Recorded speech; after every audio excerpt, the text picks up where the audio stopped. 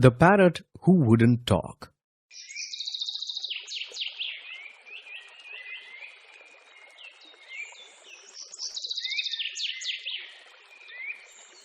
You are no beauty. Can't talk, can't sing, can't dance. With these words, Aunt Ruby would taunt the unfortunate parakeet, who glared morosely at everyone from his ornamental cage at one end of the long veranda of Granny's bungalow in North India. In those distant days, almost everyone, Indian or European, kept a pet parrot or parakeet or lovebird, as some of the smaller ones were called.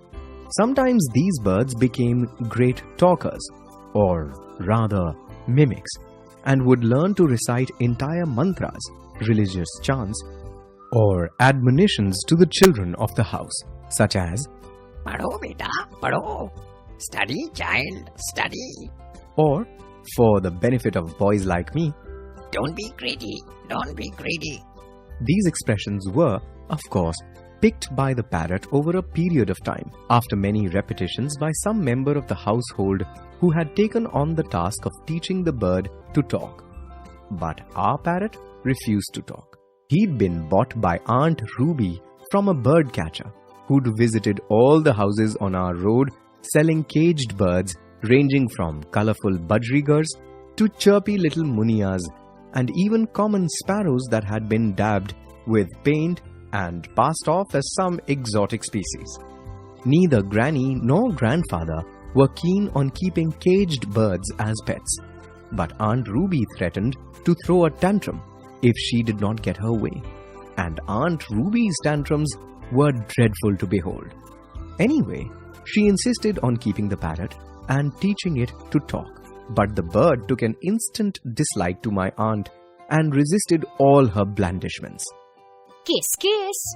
Aunt Ruby would coo, putting her face close to the bars of the cage, but the parrot would back away, its beady little eyes getting even smaller with anger at the prospect of being kissed by Aunt Ruby. And on one occasion, it lunged forward without warning and knocked my aunt's spectacles off her nose. After that, Aunt Ruby gave up her endearments and became quite hostile towards the poor bird, making faces at it and calling out, Can't talk, can't sing, can't dance. and other nasty comments. It fell upon me, then 10 years old, to feed the parrot, and it seemed quite happy to receive green chilies and ripe tomatoes from my hands, these delicacies being supplemented by slices of mango, for it was then the mango season. This also gave me an opportunity to consume a couple of mangoes while feeding the parrot. One afternoon, while everyone was indoors enjoying a siesta, I gave the parrot its lunch and then deliberately left the cage door open. Seconds later, the bird was winging its way to the freedom of the mango orchard. At the same time, Grandfather came to the veranda and remarked, I see your aunt's parrot has escaped. "The door was quite loose," I said with a shrug. "Well, I don't suppose we'll see it again." Aunt Ruby was upset at first and threatened to buy another bird. We put her off by promising to buy her a bowl of goldfish. But goldfish don't talk. She protested, Well, neither did your bird. said Grandfather. So we'll get you a gramophone. You can listen to Clara cluck all day. They say she sings like a nightingale. I thought we'd never see the parrot again, but it probably missed its green chilies, because a few days later, I found the bird sitting on the veranda railing, looking expectantly at me with its head cocked to one side. Unselfishly, I gave the parrot half of my mango.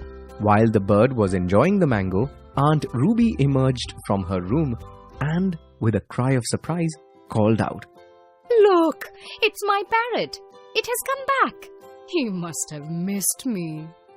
With a loud squawk, the parrot flew out of her reach and, perching on the nearest rose bush, glared at her and shrieked in my aunt's familiar tone. You're no beauty. Can't talk, can't sing, can't dance. Aunt Ruby went ruby red and dashed indoors. But that wasn't the end of the affair. The parrot became a frequent visitor to the garden and veranda. And whenever it saw Aunt Ruby, it would call out, You're no beauty. You're no beauty. Can't talk, can't sing, can't dance.